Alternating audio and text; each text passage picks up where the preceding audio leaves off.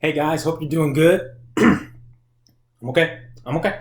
But anyway, I hope you guys are doing good. I hope you're keeping up at least with the lessons here. If you're not keeping up with the devotional series, I definitely encourage you guys to do that. It's on the YouTube channel. It's on the Facebook group all the time. But I really miss you guys. I hope you're doing well. Thank you guys for participating. Those of you that did in the meme competition, there was a lot of good ones, and it ended up going down to just a couple people. Maybe I'll plan some other stuff like that as well, just to kind of keep in contact with you guys. Heads up, I'm going to reach out to some of you guys. I don't know why my voice is doing this right now. All right. Heads up, I'm going to reach out to some of you guys in the coming days. Lately, I've been delivering lunches to the couple of teens. Some of you guys have already gotten that. And if you haven't yet, I should have drank some water. I have no idea what's going on. And if you haven't gotten that yet, wow, my voice is just, wow.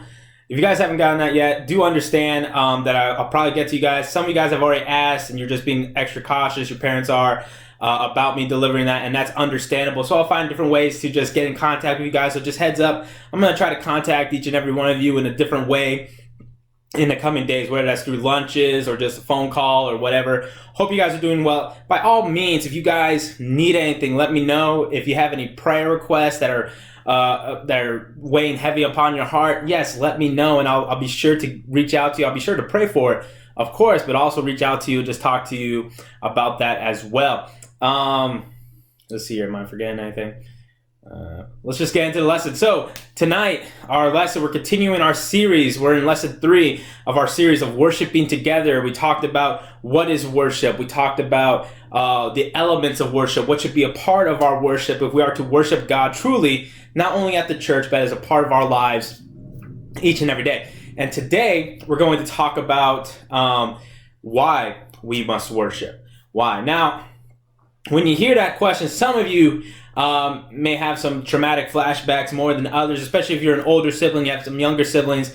But I'm sure all of us can think of a child, or maybe you were that child. I'm thinking of some of you right now. Maybe you were that child that when you were growing up, your favorite word was why. Some kids always like to say no. Some kids always like to say, I don't know, whatever kids say. I don't even remember what my favorite word was. But a lot of kids always want to say why. Now that could be in response to a command when your parents tell you, hey, clean up your toys. Why? Or take out the trash. Why? I don't know why kids sound like that. That's my voice for kids. But they always ask why. Now, why is not a bad question. Now, during quarantine, some of your parents may be like up to here above the screen with their kids continuing to ask why, and they can't get away from them and such. But why is not a bad question. In fact, it's good to ask why, especially as a Christian growing in your devotions. If you're keeping up with the devotional series, I told you guys, hey, it's okay to have questions. You have questions. Why is this happening? Why did God allow that to happen? Why did he command that? That's good, but it's important to have the right attitude when you ask why. Are you asking why because you're truly invested, you're interested, you want to learn more about God, or are you asking why out of an attitude of, you know what, I don't believe any of this stuff anyway, and I just want to prove it wrong. I want to prove God to be false. I want to prove, and it just kind of shows your heart in the matter. What is your heart behind the question why?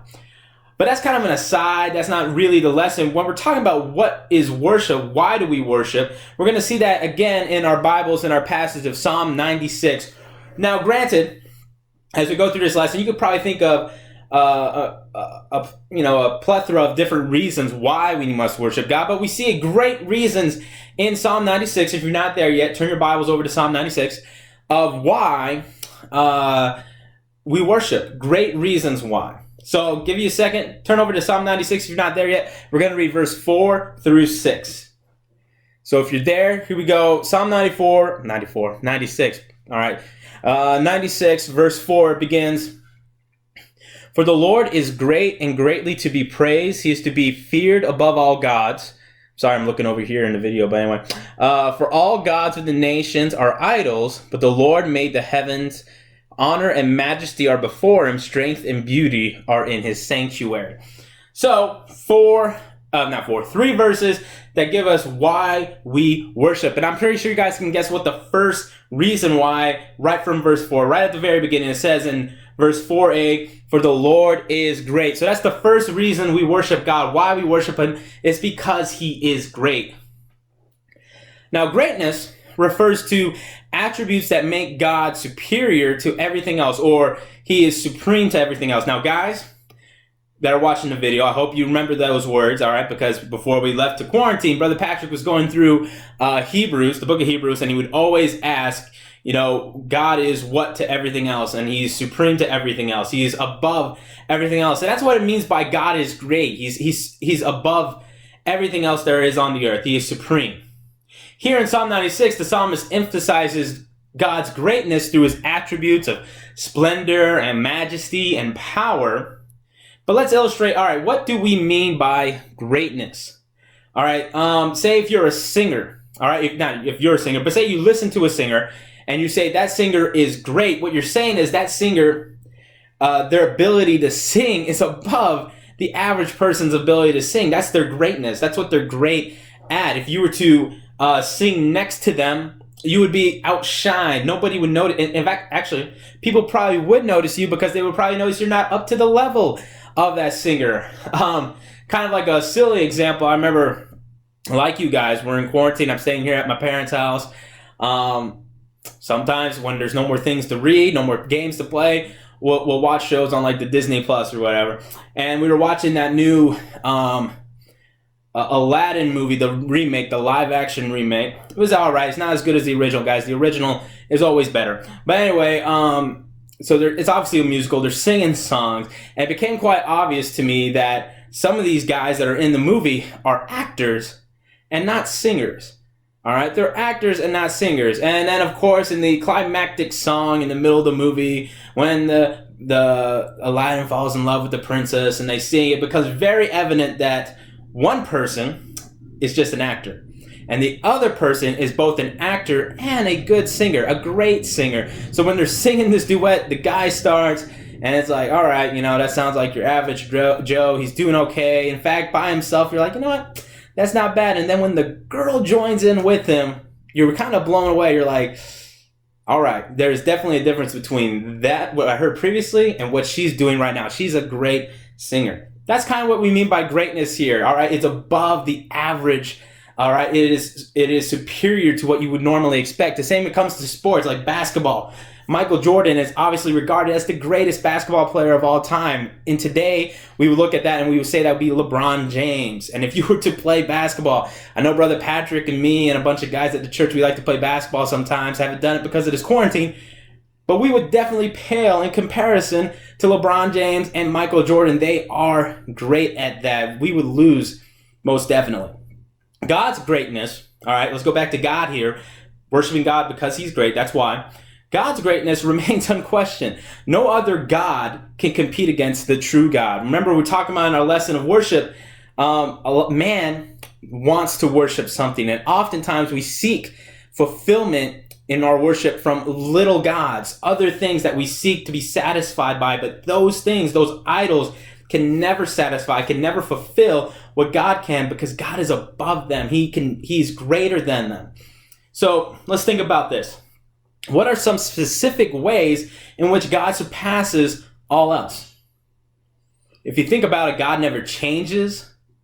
God is truth. He never lies. He's never changing in that. So he's always 100% truth. We could trust in him. We can't say that about anything else. We can't say that about any little gods in our lives. And God is everywhere. All right. He's omnipresent. In fact, before I get to that, I'm going to scroll down here in my notes. We can summarize God's greatness in 3 terms.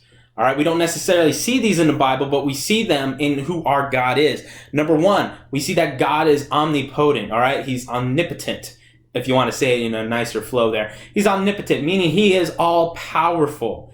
All right, number 2, God is omniscient, meaning he is all knowing. He's all wise. There's nothing that happens that he's not aware of, including this quarantine. This didn't take him by surprise. Okay. And then he's omnipresent, all right, meaning he's everywhere, present at once. And that should definitely have an effect on how we live, all right, and how we obey him. So without a doubt, God, and only God, deserves to be praised because he is unique and superior. He is supreme. He is great. That is why we worship God, because he is greater than anything else we could possibly worship. Speaking of anything else, let's look at the rest of our passages here. Let's look at the end of verse 4, and we're going to read to the beginning of verse 5.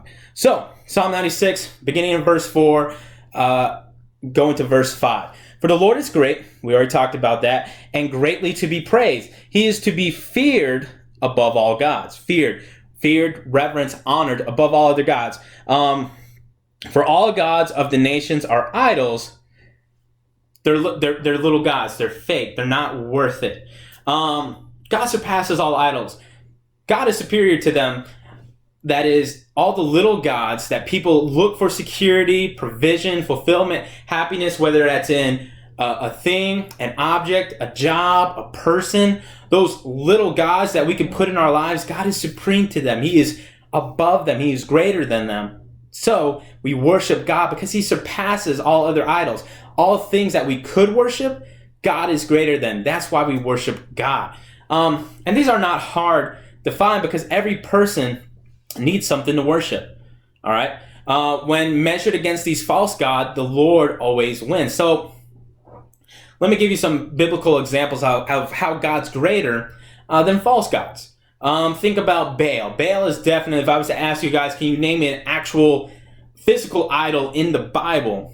All right, not talking about idols today, like money or celebrity or whatever it may be. If I was to ask you guys to name a specific idol in the Bible, many of you guys would probably mention Baal. Baal is definitely one that is mentioned frequently throughout the Bible, that the Israelites would fall away from God because they're worshiping Baal, the idol Baal. Now, the most significant, if I was to ask you guys, you might be right about, you might say this as well, but if I was to ask you, name a very significant event involving the false idol Baal, many of you guys would mention Elijah and Mount Carmel. Now, Elijah on Mount Carmel, he kind of had like this contest, this, I don't know, something going on with the prophets of Baal. It hasn't rained in a while. I don't need to go into the whole backstory of it, but you guys know what's happening is here is it's like almost like a video game. It's Elijah against the prophets of Baal on Mount Carmel. Come see it tonight. See which God is greater than the other God. And so it's one man, Elijah, representing the true God, against a bunch of prophets, hundreds of prophets, representing Baal.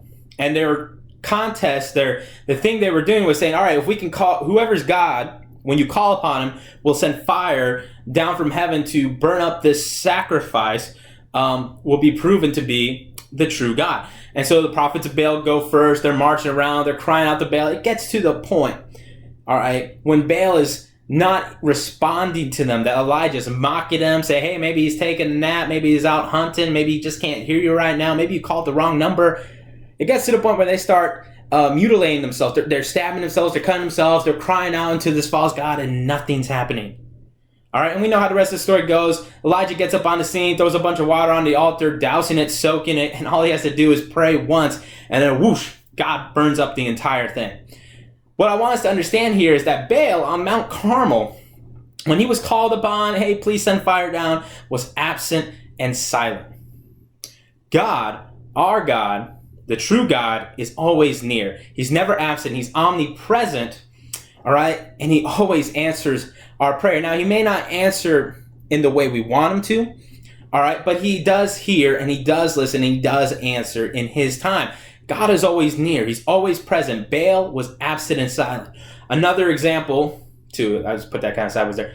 Number two, another example of false God in the Bible, if you've been keeping up with the devotional series, we talked about the false idol Dagon. That is a god of the Philistines. Now, when the Philistines took the Ark of the Covenant at the beginning of 1 Samuel, they took the Ark of the Covenant, which was a symbol of God's presence, and they put it next to the idol Dagon in one of their temples. They came the next morning, and Dagon is fallen on the ground, on his face. Now, does that sound familiar? Prostrate on his face before the Ark of the Covenant. I hope that sounds familiar, because when we talked about what worship means to fall prostrate before, to give honor and exaltation unto another. So what we see here is that Dagon was always falling prostrate before the Ark of the Covenant. This happened twice in chapter 5 of 1 Samuel. God worships no one. He's not fallen down worshiping a little God, a lesser God. But these false gods who pale in comparison to the true God, they have no choice but to worship him. All right. And that's kind of the example God was giving with that fake God in Dagon. And to bring it to today, all right, we obviously don't have wooden idols. We obviously don't have stone images. But things we seek today can never satisfy. The things we worship most often are the things that we're seeking satisfaction from, pleasure from, happiness from. Only God can satisfy our every need. God is superior to all idols, to all false gods that we could have in our life. To end this point, one of the Hebrew words translated idol means worthless. Remember, we talked about worship, talks about ascribing worth to something. We worship God because he's worth it. Idol, certain words in the Bible that mean idol mean worthless or good for nothing. Those little things in our life that we think will grant us satisfaction, that we spend all our resources and time on, they're worthless compared to God. He surpasses all of them. Number 3, so we saw that we worship God because he's great. We worship God because he surpasses all idols. Secondly, we're going to worship God because he created the heavens. We see that at the end of verse 5. Verse 5 says, "For all gods of the nations are idols, but the Lord made the heavens." All right, God created everything. The reason I chose the background for this specific series, for the slides and such, is just giving the glorious grandeur of nature. I am by no means a nature guy. I don't go out on hikes. Last time we went out on a hike at Paraniles Falls, I think some of you guys remember, I was scared to death because I saw a tarantula on the road while in the safety of the 15-passenger van. I did not want to get out there. I'm not a nature guy, but I do have to admit, hey, there are things in nature when I look at it, it's amazing. Sometimes when I've been on flights going towards the West Coast, I always have to look out the window if we're passing over the Grand Canyon. I don't know if you guys have been there in person, but just up in a plane looking down at it, it is amazing. And there's many things in creation, nature, that just show beauty and grandeur to us. And it's important for us to, when seeing that, to acknowledge our great creator. God did not just create us, but he created this beautiful, wonderful world. So think on God's creation for a second. Why does that mean we worship God? See, every time you look at nature, all right, you witness God's immense power because God's the one that created it. Looking at the wonders around us. Now, I'm not saying you look at like the smog in the city and stuff. That's obviously not nature itself, but looking at creation should remind us of God's power. Turn your Bibles over to Psalm 19. It shouldn't be far away. We're going to read Psalm 19, and we're going to read verse 1 through 2. Psalm 19, verse 1 through 2. Camera's shaking because I'm on this little flimsy lectern stand here as I'm turning my Bible. So hope you guys aren't motion sick right there. Psalm 19, verse 1 and 2. It says this. Let me stop the shaking. "The heavens declare the glory of God, and the firmament showeth his handiwork." All right, when we look at the heavens, they declare God's glory. Why do we worship God? Because he is glorious, he is worthy of praise, and we glorify him.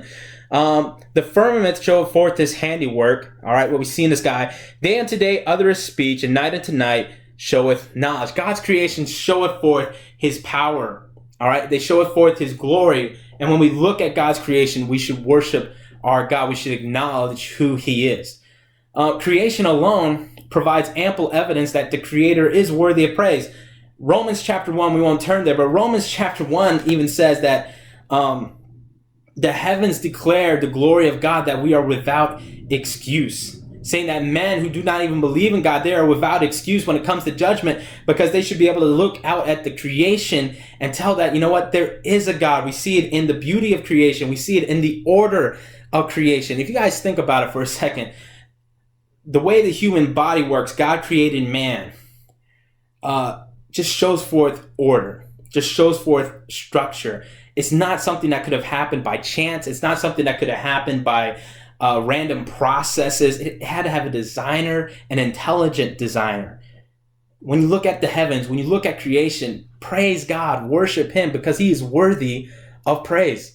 And then lastly, we're going to look at God resides in glory. God is glorious, and when we come in to worship him, we enter into his presence. Finishing on verse 6 of Psalm 96, turn back there really quick. Hopefully you kept your place there. But verse 6 says this. It says, honor and majesty are before him. In the presence of God, there is honor and majesty. Strength and beauty are in his sanctuary. In the Old Testament, in the New Testament, people would come to worship in the temple, or they would come to worship God in the sanctuary. When we come to worship God, it's not we can only worship in a church. Remember, we talked about that. But when we worship God in our day-to-day lives, we are worshiping in his presence. Remember, he's omnipresent. All right? And the final reason we worship God relates to his presence. He is glorious. He is, we should recognize his beauty, his splendor. Turn over to Psalm 100. Let's read this verse really quick. Actually, let's read the whole Psalm 100. And it's very reflective of what we're reading here in Psalm 96. And I'm sure you guys will pick up on that as well. Psalm 100 says, make a joyful noise unto the Lord, all ye lands. All right, sounds familiar. Singing unto God in the beginning of the chapter. Verse 2, serve the Lord with gladness, come before his presence with singing. Know ye that the Lord, he is God. It is he that hath made us, and not we ourselves. We are his people and the sheep of his pasture. Talking about creation. God created us. We see that in beauty. We see that in the order of the human body. Verse 4, enter into his gates with thanksgiving. When we come to worship him in his presence, we should be thanking him. And into his courts with praise, be thankful unto him and bless his name. For the Lord is good, his mercy is everlasting, his truth endureth to all generations. So when we come to worship God, we are coming to worship in his presence. God is present in the world. That's why we can worship him wherever we are. But unfortunately, we tend to live life unaware or unconscious of his presence. But in worship, we need to intentionally shut out distractions, preparing to experience the glory of God's presence. All right, that's why it's important. We talked about in the last lesson, when we worship God, remove the distractions, put away the cell phone, do it in the privacy of your closet. The Bible says in your closet. You can do it anywhere. Do it in the privacy of your room, in some place where you know there's going to be little distraction. All right. Worship God in his presence. Things we find when we enter his presence in worship, we witness his overwhelming grandeur, glory, and majesty, as we see in verse 6 here, his beauty and splendor. And this is the very reason for our worship. We behold his power and beauty. He is powerful, and we see that in creation alone. His beauty is seen in order. We talked about that with the human body. His beauty is seen in the form and the variety of creation. This point kind of goes hand in hand with the previous point. When you come to worship God, when you come before his presence, acknowledge how great he is. Let's just read all three verses one more time. Beginning in verse 4, why do we worship? For the Lord is great and greatly to be praised. He is to be feared above all gods. He's superior to idols. Verse 5, for all the gods of nations are idols. But the Lord made the heavens. We see the grandeur. We see how great he is, his power. Verse 6, honor and majesty are before him. He deserves our honor. All right. He deserves us to glorify him. Strength and beauty are in his sanctuary. When we come before his presence to worship him, we need to acknowledge our great God. We need to acknowledge in his presence how great he is, and live with the knowledge that he is omnipresent each and every day of our lives, glorifying God in every action and word we do. The Bible provides many reasons why we should worship God. However, the psalmist here presents God's glory as the ultimate reason. Splendor, glory, majesty, power, all different words to just ascribe to God that he is great, he is glorious. And that's the ultimate reason we worship God. He's above, supreme to anything else we could possibly worship. If we had only these verses highlighting the character of God, and there's a lot of characteristics we haven't hit upon today, they would provide sufficient reason to worship God. I hope you guys take that to heart. I hope you understand that in your daily worship, not just at church, always acknowledging how great your God is. If you need a reminder, be in the Word. That's something you need to be faithful in every day. If you need a reminder, pray unto him. If you need a reminder, step out your door and look at the great creation around you. You don't have to see some expansive thing. You could step down, kneel down, and look at just the little ant. The God uses that in the Psalms as well. Look at the ant, or Proverbs. Go to the ant, thou sluggard. Even a little thing like that shows forth the grandeur, the greatness, the order, the beauty of our great God. He is worthy of our praise. He is worthy of our worship. All right, nothing else should take his place in our lives. That's it for tonight, guys. I hope you're doing well. Like I said, if you need anything, let me know. Hope you're staying safe. Hope you're staying healthy. God bless.